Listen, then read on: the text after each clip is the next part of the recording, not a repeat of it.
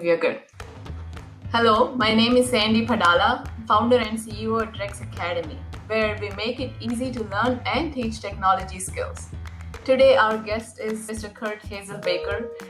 He is a CEO at YMCA Dallas. Welcome to Rex Academy, our very own podcast, Let's Talk Computer Science. Curt. Right. Well, thank you, Sandy. It's good to be here. So Curt Hazelbaker has been the CEO of the YMCA in Dallas since January 2017. He holds a bachelor's degree from University of Texas at Dallas and a certificate in nonprofit management from Duke University. Curt began his 20-year YMCA career with the YMCA of Metropolitan Dallas as a day camp counselor. He served in various positions, including serving as a vice president of operations. He joined the YMCA of Northwest North Carolina in March 2003 as a senior vice president and chief operating officer. He was named interim president and chief executive officer of the YMCA of Northwest North Carolina in July 2007. And after a nationwide search, he accepted the position in January 2008. In addition to his role in Northwest North Carolina, Curt is active on the state, regional, and national levels with the Y, and served as chair for YNAN, YMCA North American network that encompasses the largest Ys in North America. Are you still in that role, Curt? I am. Yeah, I've got another year left. Okay. Wow. So you serve our community. I mean, you are the person you do only serving the community all the time. That's amazing. Very impressive background. Thank you, Sandy.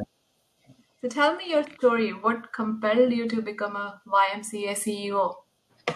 Yeah.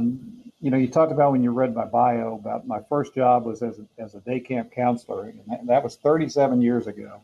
At a YMCA on Lake Louisville in Dallas. The camp was called Camp Tuthunganai.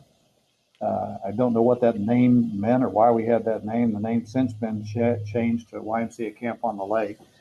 And that was really my first experience with the Y. I think I had played as a kid basketball at one of the YMCAs at some point in Michigan, but nothing really stood out that I remembered my Y experience as a kid. But that first job I had, I got to work with 6-year-old boys.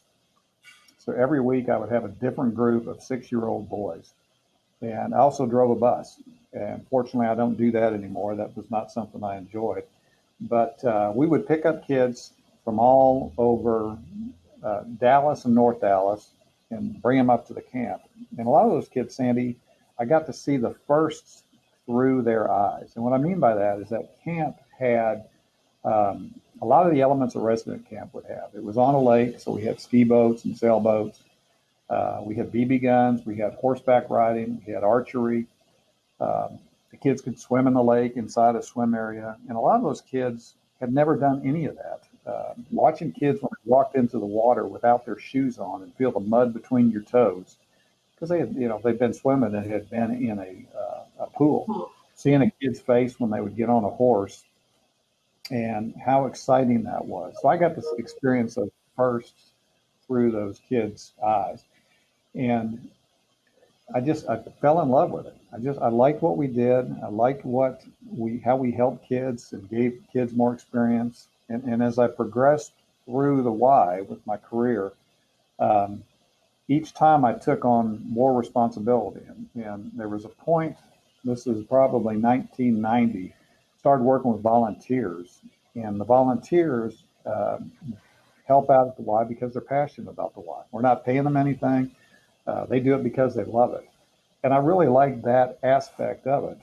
And as my career progressed and with the additional responsibility, it was about 20 years ago, I felt like I wanted to be a CEO.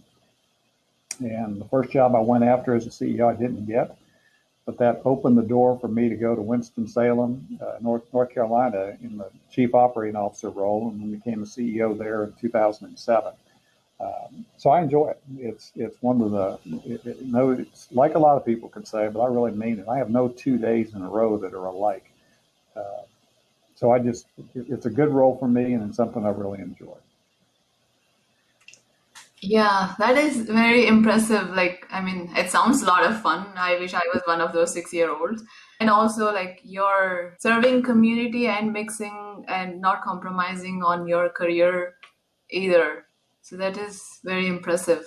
And you were able to reach your goal pretty fast and you're being very successful in that role. That's amazing. So, I mean, currently with COVID, what's the biggest challenge you have with your specific role right now? And how are you going to overcome it? Yeah, so right now for us, in the environment we're in, and we're in COVID, and 9 months, almost 9 months into it, our biggest challenge right now for the Y, and for me, Sandy, is getting people comfortable coming back into the Y. The um, Everything you read from a social distancing standpoint and safety precautions, we have tried to implement all of those. And so when you go into our YMCA's, they look a heck of a lot different than what they did before COVID hit.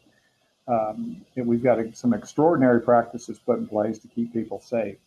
And we're encouraging people to come in just to see it, just to see what we've done, to get comfortable with it. Some people are still choosing not to come back in yet. And there's good news on the vaccine front with that coming out. Hopefully, once people get that or have access to it and get it, that they'll start being comfortable coming back in. We did a survey, Sandy, about a month and a half ago now with our members who had canceled or had their membership on hold, and asked what could we have done better. 70% of the people that responded, and we got a pretty good response rate, said it wasn't anything the Y did or didn't do. We're just not comfortable coming back in yet to an environment like a YMCA. So hopefully that will, with the vaccine coming out soon, hopefully that will get people more comfortable coming back into us or going to church or restaurants. But that's the biggest challenge, Sandy, we face right now. Yep. Yeah. As you said, it's nothing anyone could have done anything differently. I think it's the way things are. Yeah. So shifting gears, can you tell us a little bit about your 4-year strategic plan? Yeah. We just approved a strategic plan. When I say we just approved, it was at the first of the year. And the plan's name is Building Stronger Communities for All. And underneath that plan, there's 4 buckets, Sandy. There's a youth development bucket, there's a healthy living bucket, there's a social responsibility bucket, and then the 4th bucket is our organizational capacity. And within those buckets, some specifics that we're doing. One of the goals is academic achievement with a technology focus. Mental health is a big bucket, mental health and well-being. We knew when we were putting the plan together, mental health is something that really bubbled up from a lot of different audiences. That we knew that ranged from isolation to loneliness to depression. We knew that was something that the Y ought to get more involved in with the number of people we touch. Eliminate childhood drowning, DEI, diversity, equity, and inclusion, and then serving people beyond our walls.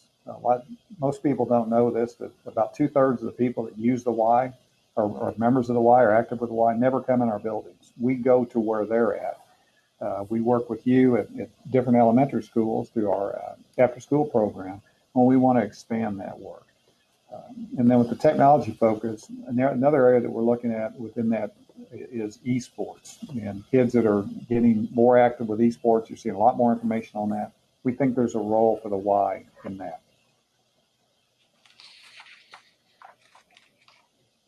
Yeah. So my next question is on the technology education. So do you think technology education is important for kids at YMCA especially? Yeah, Sandy, I think it's critical. I think the way the world is headed, if you don't have exposure and experience with technology, you're going to be left behind. You had said something to me I think the first time we met, about a year ago, during Thanksgiving camp, that technology, programming, and coding is the reading and writing of the future for these kids. And that's something that just resonated with me since the first time you saw it. We have kids for pieces of the day. They're either in our after school program from the time they get out of school until their parents pick them up, or they're in a camp program with us during the summer. So limited time with that. And we have to help them in their development with technology. So how do we continue what they have been learning during the day at school, or expose them to something they may not have access to through our programs? So I think it's a big piece of our work going forward, and that's why it's such a big piece of our strategic plan. Yeah, totally agree. Me being me, totally agree with everything you've said. And so this is a fun question. So if you had an extra 5 million of budget to spend on any improvement that you want to make at Y with no questions asked, how would you spend it and why? Easy. It's upgrade our technology. Being able to, with the world today and how people are bombarded with different things, being able to upgrade our technology to target messages to specific users. So after school parents, they may get a message that's geared to them. Our membership, they get one that's geared to them. But being able to have the ability to dig in to find out who's coming in and what they would like to see. Being able to track members where they go when they come into a building. Right now, if you come in, we scan your membership card and you could go anywhere, which is terrific. But we'd like to know, if you're going into the pool, or if you're going into a group exercise class, or if you're using this piece of equipment, to really get a sense, are we providing the right things that people need, or do we need to invest in an area that we don't think is doing that well, but the scans tell you, hey, that the people are using it a lot. And then the technological piece through the programmatic piece with our child care, after school care, summer day care. I don't know what that looks like yet, but I know that's an opportunity that we need to invest some more funds in to continue to meet the needs of the people we serve. Yeah, that's making me think of few solutions. Maybe you have that same solutions in mind. I'll talk to you a little bit about, as you were talking, like it's making me think of my past corporate experiences, few places we implemented those things. We can talk about those Mm-hmm. and see. If, uh, Okay. I'm sure you guys have a lot of ideas. Well, there's software out there. It's a little bit pricey. So when you said if I had $5 million, I could tell you I could spend $5 million fairly quickly to upgrade our technology.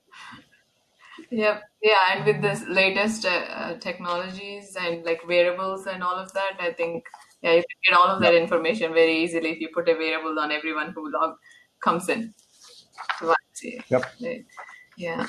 So, what is a final message that you want to send to our community? Yeah. So November 23rd is the Dallas Y's 135th anniversary celebrating the community or serving the community.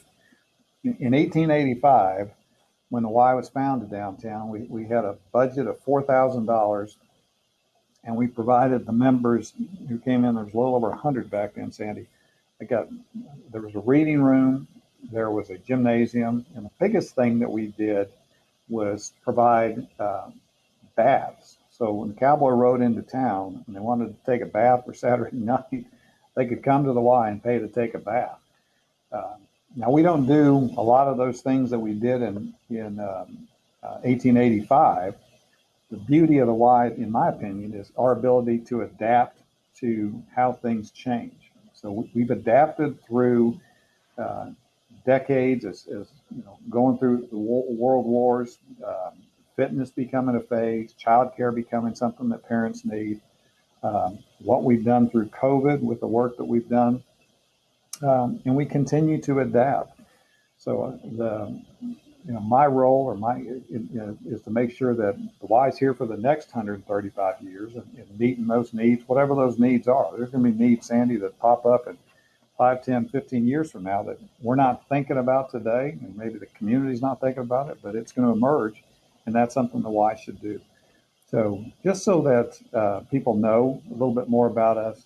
And then the last thing I'd say is just we get the support of thousands of people, and just to say thanks for the support the community continues to show the Y through all the things that we're doing. So we think we're a great community partner, and the community supports us. And so I just want to say thanks. We just appreciate all the support we get. Yeah, like YMCA is like, I mean, it's a brand that everyone is familiar with, right? So that comes with its both positives and challenges for folks, for leaders like you who's Mm-hmm. running. So 135 years is the Dallas YMCA? Oh, Yes. wow. So the Y was founded, little history lesson for you, Sandy. The Y was founded in 1844 in London, England. And at the time it was founded, there was 12 young men that started the Bible study because they didn't like how society was going during the Revolution. So these 12 came together, and that's how the Y got started in 1844.